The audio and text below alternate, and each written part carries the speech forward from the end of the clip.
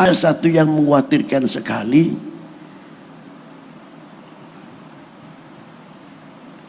Allah Ta'ala akan menurunkan 3 hal apabila 3 hal ini, 3 perkara ini sudah mulai. Apa ya Rasulullah? Umatku sudah mulai jauh dengan ulama, maka Allah Ta'ala akan mencabut barokah dari dunia perdagangannya khususnya.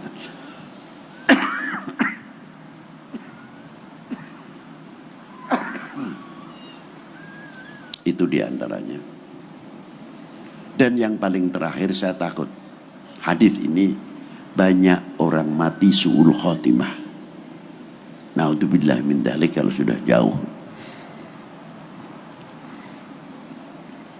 Maka kalau kita sadar ternyata satu butir nasi ini luar biasa, berratusan tangan yang ikut andil besar, bahkan ribuan. Berapa tangan di Kalimantan ini yang menanak nasi, belum yang lain-lainnya. Itu baru satu butir nasi. Bagaimana bangsa dan negara ini? Bagaimana umat ini? Maka dari itu kita kembali kepada Rasulullah SAW yang menjadi uswatun hasanah.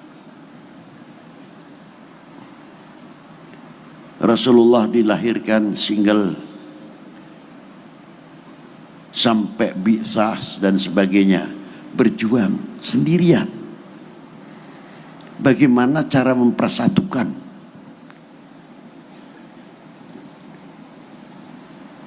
satu sisi harus menyampaikan risalah, tapi satu sisi menjadi juru ukhuwah. Watak luar biasa dunia Arab pada waktu itu. Jahiliyahnya orang Arab itu berbeda. Kalau jihad ya jihad, jihalah. Kebodohan dunia Arab itu dari pinter, bukan dari bodoh. Ya. Kali dari bodoh mending. Dicap jahiliyah orang pinter tapi bodoh. Fanatik sukusmenya, gobailisme, wah luar biasa, top.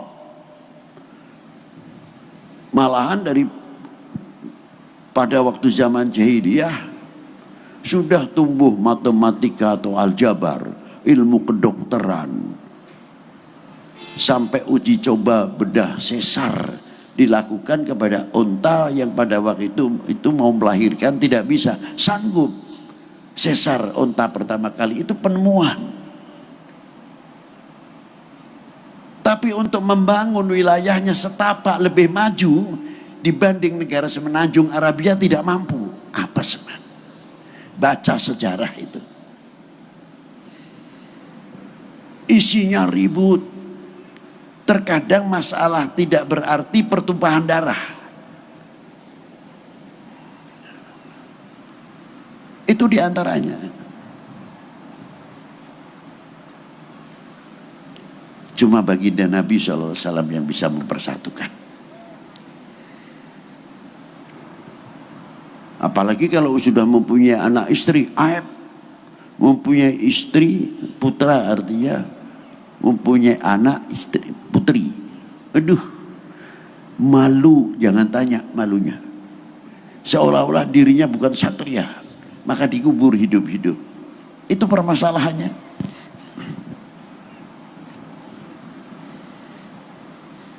Maka dari sinilah Allah Subhanahu wa ta'ala menjadikan keturunan baginda Nabi dari pihak putri, bukan dari anak lelakinya. Kullu bani anbiya, kasabda Nabi, kullu bani anbiya yantami ila abihi. Semua keturunan para anbiya diambil dari anak lelakinya, illa ibnati, terkecuali aku dan putriku Fatimah wa Ali. Dari situlah keturunan yang disebut ahli baitin Nabi sallallahu alaihi wasallam. Ketika orang-orang yang fanatik terhadap putranya karena melihat Rasulullah selalu anak putranya meninggal kecil, kalau mengajak Rasulullah abtar, maka yang jawab siapa? Allah Ta'ala langsung, inna a'tainakal kautsar fasalli li rabbika wanhar inna syani'aka huwal abtar. Langsung Allah yang menjawab. Lah, itulah diantaranya. Ma'asyiral muslimina rahimakumullah.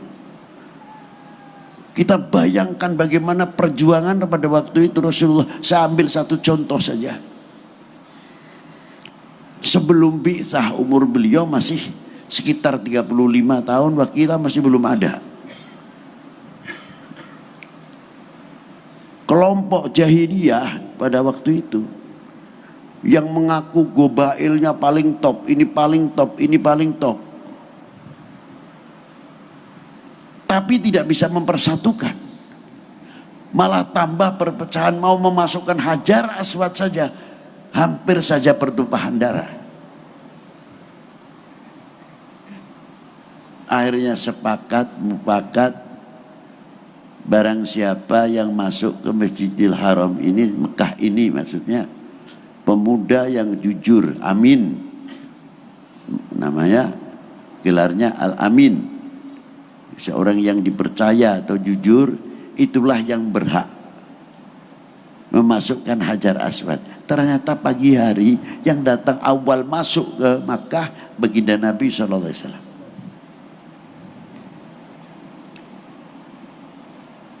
Begitu masuk mendapat kepercayaan langsung, hebat. Tapi bagaimana sifatnya Rasulullah? Tidak mempunyai akuisme, tidak mempunyai sifat akuisme.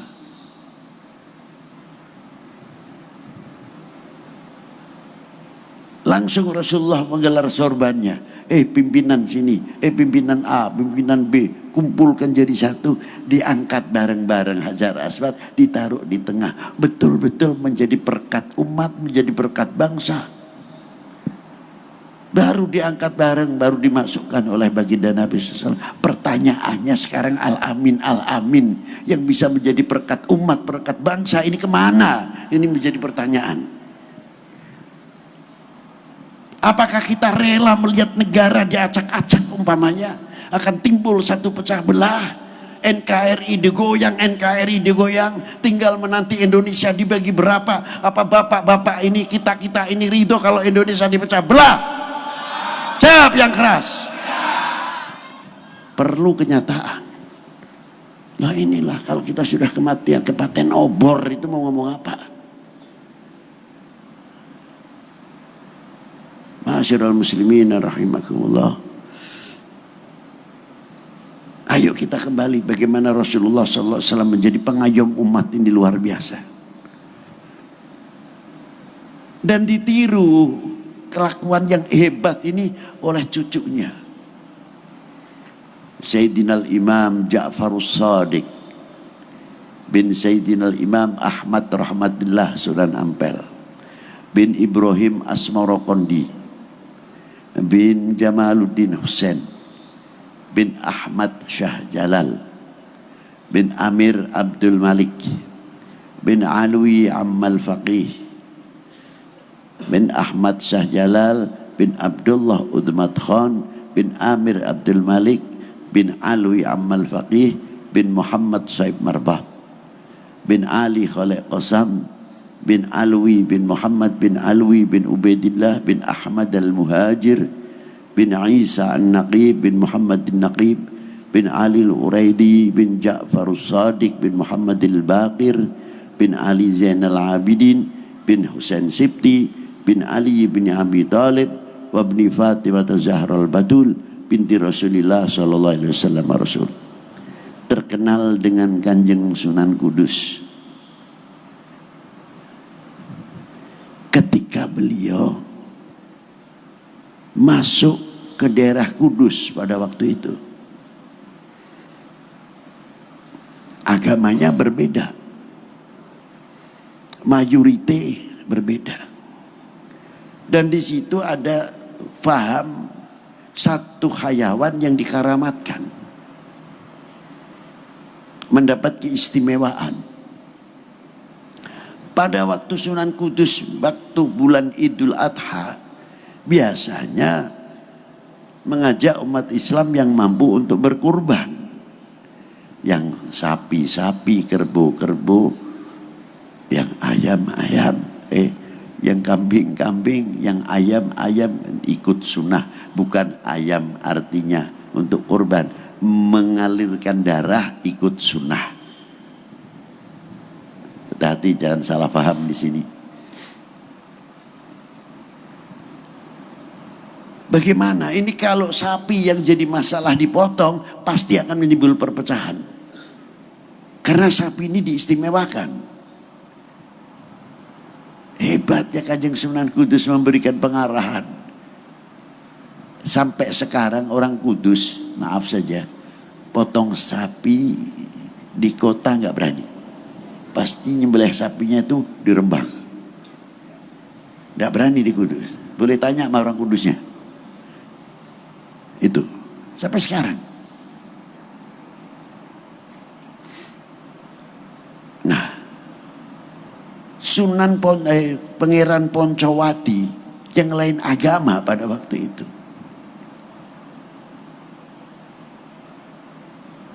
melihat keputusan yang bijaksana oleh Kanjeng Sunan Kudus, datang beliau ke Sunan Kudus. Apakah demikian al-Islam ya Kiai? Belum kenal itu Sunan atau siapa? Dijawab, diterangkan. Akhirnya menjadi muridnya dan Islam, dan kerajaan itu diberikan langsung pindah ke Kanjeng Sunan Kudus.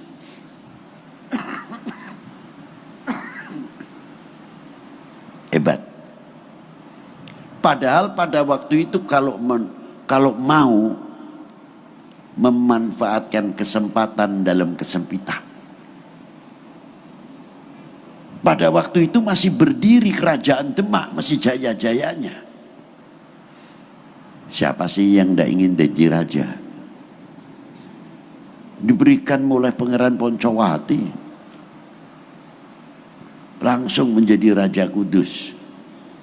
Tapi hebatnya Kanjeng Sunan Kudus, tidak mau beliau mendirikan suatu negara di dalam negara. Ini contoh, ulama-ulama kita sudah dahulu sudah memberikan contoh bagaimana Rasulullah rahmatan lil alamin dibawa oleh para tokoh-tokoh tersebut. Itu hebatnya.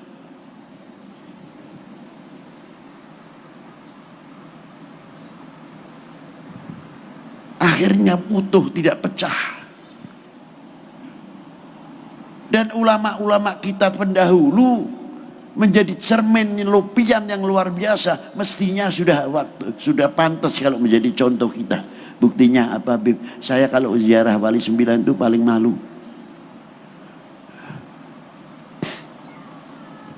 Terserahlah bapak-bapak mau percaya atau tidak.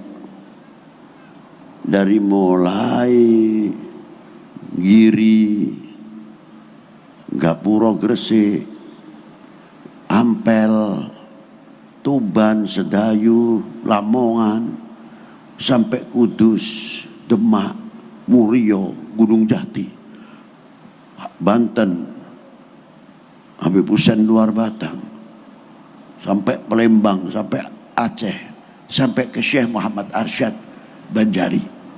Contoh yang real dan nyata, dan itu sulit untuk ditiru.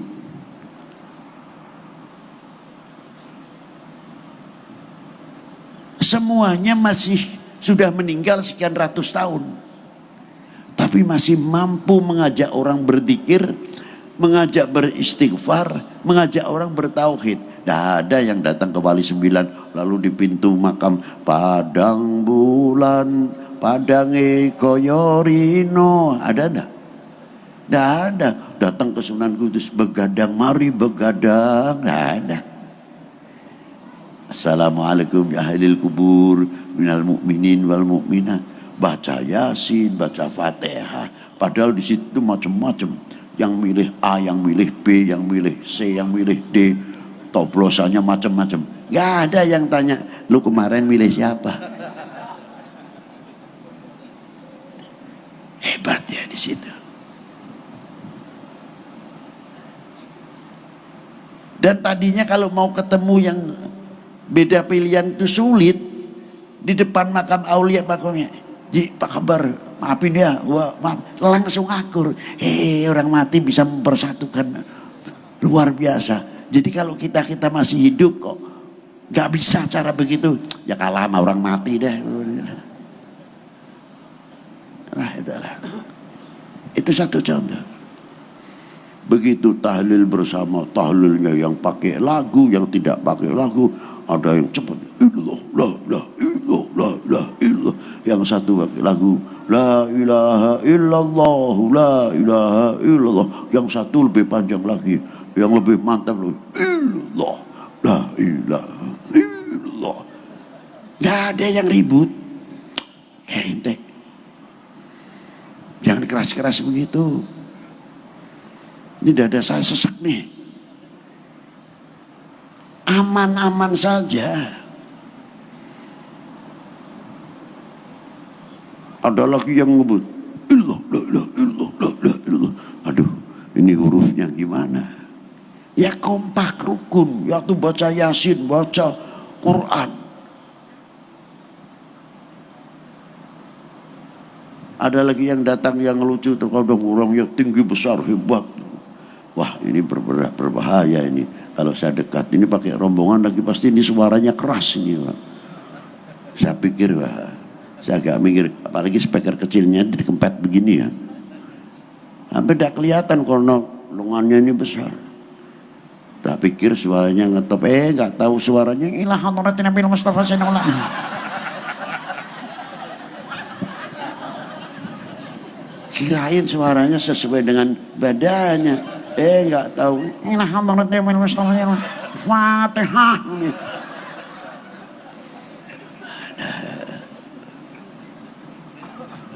Pengalaman, Pak. Dan disitulah ada lapangan-lapangan ekonomi kerakyatan. Jadi satu sisi masih mengajak bertauhid, bersolawat, bisa membuat ekonomi kerakyatan, menjadi pemersatu umat. Kita ini apa? Dan kuburan aulia itu tidak kenal pasar rame, pasar sepi itu tidak kenal. Dulu di Syekh Muhammad Arsyad, kayak apa orang jalan kita masih ngalami kok ziarah ke guru Syekh Muhammad Arsyad. Itu kalau ke sungainya besar kita nggak bisa ziarah dulu. Iya. Nah sekarang kita lihat, nggak pakai iklan, datang para saudara, kalau ingin barokah datang ke Syekh Muhammad Arsyad. Jangan lupa saudara-saudara, nggak ada yang iklan. Dari situlah kita mengambil keteladanan. Beliau itu niru baginda Nabi Shallallahu Alaihi Wasallam. Pada waktu itu belum bi'tsah, tapi Rasulullah mendapat gelar, yang memberikan gelar belum tentu semuanya yang beriman. Memberikan gelar Al-Amin, orang yang jujur, orang yang bisa dipercaya. Ditiru oleh cucunya baginda Nabi Shallallahu Alaihi Wasallam, seperti yang saya ceritakan tadi di atas para wali-wali. Inilah kalau kita tahu bagaimana pada waktu Wali Sembilan menghadapi Portugis. Di sini ada satu ayat, Allah Ta'ala menciptakan suku bangsa ini untuk lita'arufu, untuk saling mengenal. Nah, yang menjadi pertanyaan, mengenal kita itu sebatas apa? Apa hanya dasarnya fish? Oh, Habib Lutfi hidungnya mancung, ini pasti turunan Arab. Oh si fulan hitam, hidungnya mancung, ini pasti India. Bukan itu. Tapi li ta'arufu di sini bermaksud untuk saling mengenal, untuk saling melindungi hak asasi manusia masing-masing yang diberi tanah sejengkal dari Allah Subhanahu wa taala hingga menjadi suku bangsa. Ada bangsa Cina, bangsa India dan lain sebagainya. Termasuk tanah air Republik ini pemberian siapa? Tanah air ini pemberian siapa? Pemberian Allah Subhanahu wa taala. Allah Subhanahu wa taala. Kita mengenal tidak li ta'arafu. Kalau kita mengenal kepada yang pemberi tanah air ini, apa terima kasih kita kepada para beliau? Apakah yang namanya mencintai tanah air itu hanya antar kita sesama manusia saja? La. Sehelai rumput yang kering, sebutir pasir, kalau kita mengerti li ta'arufu, akan menghargai. Tidak, tanah kita kan subur. Tidak. Bagaimana yang kering saja sebutir nasi, sebutir pasir kita hargai, kita junjung tinggi, apalagi yang hijau. Ini li ta'arufu, kita lebih jauh mengenal li ta'arufu. Akan menghargai hak-hak asasi, bukan intervensi. Kalau umat Islam bisa mengamalkan ini, menjadi juru damai dunia, insya Allah tidak ada peperangan di dunia ini. Karena apa? Mengenal ja'alnal qabail syu'uban al qabail li ta'arafu. Hebatnya.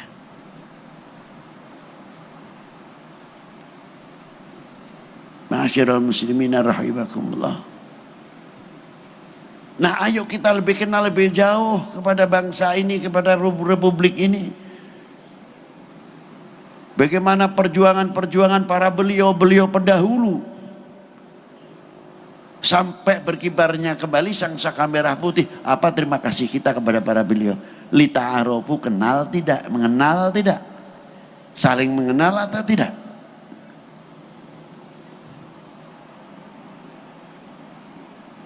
Ini bapak-bapak ini yang ada di sini, ibu-ibu, mbak-mbak. Saya pribadi termasuk. 1945 ada di mana? Udah lahir ibu? Sama. Hah? Berarti kita dah jumpai 1945. 47 ada apa? Belanda datang lagi di bawah sekutu. Kita ada di mana? Sudah lahir. Habib Lutfi sudah lahir. Kalau bilang 47, Habib Lutfi sudah lahir. Walaupun masih kecil. Masih ingat 49, 50, 51, walaupun masih kanak-kanak. Merasakan pahitnya pada waktu itu. Sampai peristiwa 65. Setelah 65 bagaimana membangun bangsa, membangun umat ini. Dan bagaimana menjaga tegaknya terus sangsaka merah putih. Pertanyaannya sekarang bapak-bapak kita ini pernah andil apa? Mempunyai kontribusi apa di dalam 1945 atau 47? Pernah andil apa? Coba kita bertanya kepada diri sendiri. Pernah berbuat apa? Mengibarkan sangsaka merah putih pada waktu genting-gentingnya pada waktu itu. Ya itulah beliau-beliau yang berjasa, pendiri-pendiri bangsa ini. Kita tinggal meneruskan, nguri-nguri istilahnya, menjaga dan menjaga. Tunjukkan terima kasih kami kepada para beliau. Kami bangsa yang kuat.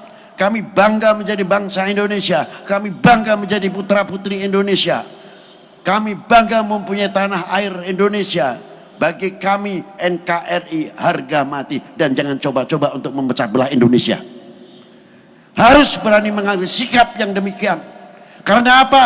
Terletup atau keluar dari sanubari kecintaan kepada bangsa dan tanah airnya. Bila mana kita ini tumbuh yang demikian, insya Allah Indonesia tidak mudah dipecah. Terima kasih, itu yang bisa saya sampaikan.